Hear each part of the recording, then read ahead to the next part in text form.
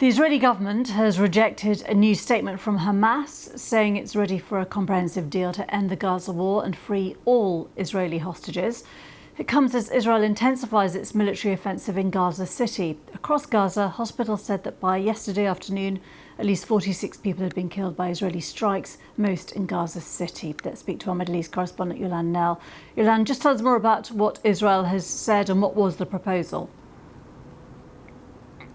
So the Israeli Prime Minister's office was quick to come out and dismiss this latest statement from Hamas, calling it more spin that contains nothing new, and saying that the war could end if all the hostages were returned and Israel's conditions, those set by its security cabinet, were met. They include the disarmament of Hamas and Gaza remaining under Israel's security control, also having a new civilian government that is neither Hamas nor the Palestinian Authority that governs parts of the occupied West Bank. Now, this was following a Hamas statement really reiterating its position. It said it was ready for a comprehensive deal that would return all of the hostages in exchange for Palestinian prisoners if there was an end to the war, and saying too that it wants this full withdrawal of Israeli forces from the Gaza Strip, all of the crossings to be opened for aid to go in, and for a reconstruction plan. And Hamas was really reacting to an earlier social media post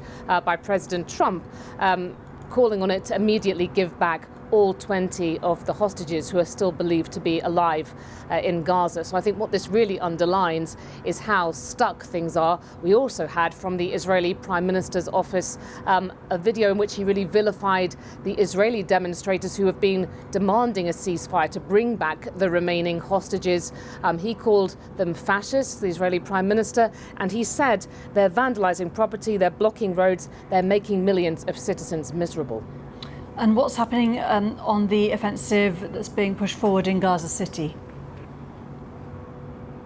So there are some satellite images that people are commenting on today, which really show that already there has been this widespread destruction in neighbourhoods around the edge of Gaza City. We've got a new report out from the UN's humanitarian office looking at what's happened in the past week.